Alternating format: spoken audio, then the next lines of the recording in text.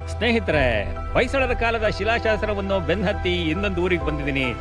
ಈ ಊರಿನ ಹೆಸರು ಕಬ್ಬಳ್ಳಿ. ಕಬ್ಬಳ್ಳಿ ಇರ್ತಕ್ಕಂಥದ್ದು ಚಿಕ್ಕಮಗಳೂರು ಜಿಲ್ಲೆ ಕಡೂರು ತಾಲೂಕಿನಲ್ಲಿ. ನನ್ನ ಹಿಂದ್ಗಡೆ ಒಂದು ದೇವಸ್ಥಾನವನ್ನ ನೀವು ನೋಡ್ತೀರಾ. ಇದರ ಇತಿಹಾಸ ಹುಡ್ಕೊಂಡೋದ್ರೆ ಸುಮಾರು 883 ವರ್ಷಗಳ ಹಿಂದೆ ಹೋಗ್ತೀವಿ. ಸುಮಾರು 120 ವರ್ಷಗಳ ಹಿಂದೆ ಇಲ್ಲಿ ಸಿಕ್ಕಂತಹ ಶಿಲಾಶಾಸನದ ಪ್ರಕಾರ ಹೊಯ್ಸಳರ ದೊರೆ ವಿಷ್ಣುವರ್ಧನನು ರಾಜ್ಯಭಾರ ಮಾಡ್ತಾ ಇರ್ತಕ್ಕಂತಹ ಸಂದರ್ಭದಲ್ಲಿ, ಅಂದ್ರೆ ಸುಮಾರು 883 ವರ್ಷಗಳ ಹಿಂದೆ, ಅಂದ್ರೆ ಕ್ರಿಸ್ತಶಕ 1139 ಡಿಸೆಂಬರ್ 25ರಂದು ದಾಖಲಾದ ಪ್ರಕಾರ ಹುಳಿಯಾರು 12 ಪ್ರಾಂತ್ಯವನ್ನು ಚಟ್ಟಯ್ಯ ಎಂಬುವನು ಆಳ್ತಾ ಇರ್ತಕ್ಕಂಥ ಸಂದರ್ಭದಲ್ಲಿ ಅವನ ಕೆಳಗಡೆ ಕಬ್ಬಳದಲ್ಲಿ ಜಕ್ಕಗೌಡ ಎಂಬತಕ್ಕಂಥವನು ಆಳ್ತಾ ಇರ್ತಾನೆ. ಈ ಜಕ್ಕಗೌಡ ಈ ಹುಳಿಯಾರು 12 ಪ್ರಾಂತ್ಯವನ್ನು ಆಳ್ತಾ ಇರ್ತಕ್ಕಂಥ ಚಟ್ಟಯ್ಯ ಏನಿದ್ದಾನೆ, ಅವನ ಅನುಮತಿ ಮೇರೆಗೆ ಈ ದೇವಸ್ಥಾನವನ್ನ ಕಟ್ಟಿಸಿ ಈ ದೇವಸ್ಥಾನಕ್ಕೆ ಕೆಲವು ಗದ್ದೆ ಬೆತ್ತಲು ಜಮೀನುಗಳನ್ನ ನೀಡಿದ ಬಗ್ಗೆ ಆ ಶಿಲಾಶಾಸನದಲ್ಲಿ ದಾಖಲಾಗಿರ್ತಕ್ಕಂಥದ್ದು ನಾವು ಕಾಣಬಹುದಾಗಿತ್ತು. ಆದ್ರೆ ಆ ಶಿಲಾಶಾಸನ ಇಲ್ಲ. ಆದ್ರೆ ಶಿಲಾಶಾಸನದ ಪಾಠ ಸುಮಾರು 120 ವರ್ಷಗಳ ಹಿಂದೆ ದಾಖಲಾಗಿದ್ದರಿಂದ ಆ ವಿವರಗಳು ನಮಗೆ ಗೊತ್ತಾಯಿತು. ಹೊಯ್ಸಳರ ಕಾಲದ ಶಿಲಾಶಾಸನವನ್ನು ಬೆನ್ನತ್ತಿ ಕಡೂರು ತಾಲೂಕಿನಾದ್ಯಂತ ನಾನು ಕೆಲವೊಂದು ಹಳ್ಳಿಗಳಿಗೆ ಭೇಟಿ ಕೊಟ್ಟೆ.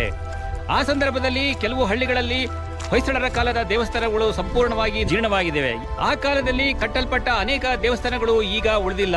ಹಾಗೆ ಉಳಿದಿರ್ತಕ್ಕಂಥ ದೇವಸ್ಥಾನಗಳು ಇವಾಗ ಸ್ವಲ್ಪ ಜೀರ್ಣೋದ್ಧಾರಗೊಂಡು ಹೊಸ ದೇವಸ್ಥಾನವಾಗಿ ಕಂಗೊಳಿಸ್ತಾ ಇದೆ.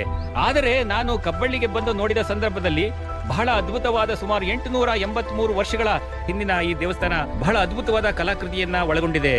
ಕಡೂರು ತಾಲೂಕಿನ ಕೆಲವು ಗ್ರಾಮಗಳಲ್ಲಿ ಇಂತಹ ಒಂದು ಸುಂದರವಾದ ಕಲಾಕೃತಿಯುಳ್ಳಂತಹ ಹೊಯ್ಸಳರ ಕಾಲದ ದೇವಸ್ಥಾನವನ್ನ ನಾವು ನೋಡಬಹುದು. ಅದು ಆಸಂತಿ ಇರಬಹುದು, ಅಥವಾ ಚೌಳ ಹಿರಿಯೂರು ಇರಬಹುದು, ಅಥವಾ ಕೆರೆಸಂತೆ ಇರಬಹುದು, ಅಥವಾ ಹಿರೇನಲ್ಲೂರು ಇರಬಹುದು.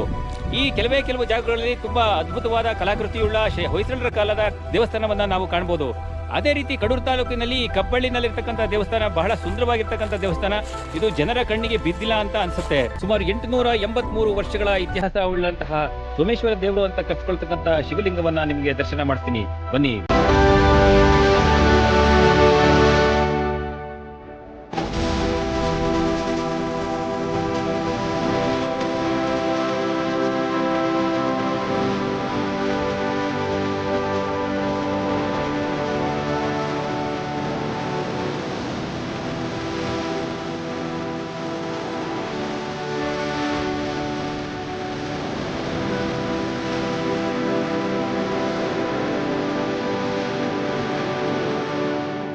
ನಿಮ್ಗೇನಾದ್ರು ಈ ವಿಡಿಯೋ ಇಷ್ಟ ಆಯ್ತು ಅಂದ್ರೆ ನಿಮ್ಮ ಸ್ನೇಹಿತರಿಗೆ ಶೇರ್ ಮಾಡಿ, ಲೈಕ್ ಮಾಡಿ ಅಂತ ಹೇಳ್ತಾ ಇಲ್ಲಿಗೆ ಈ ಸಂಚಿಕೆಯನ್ನ ಮುಗಿಸ್ತಾ ಇದ್ದೀನಿ. ಮುಂದಿನ ಸಂಚಿಕೆಯಲ್ಲಿ ಇಂತಹದೇ ಒಂದು ರೋಚಕವಾದ ಜಾಗಕ್ಕೆ ನಿಮ್ಮನ್ನ ಕರ್ಕೊಂಡು ಹೋಗ್ತೀನಿ. ಅಲ್ಲಿವರೆಗೂ ನಮಸ್ಕಾರ.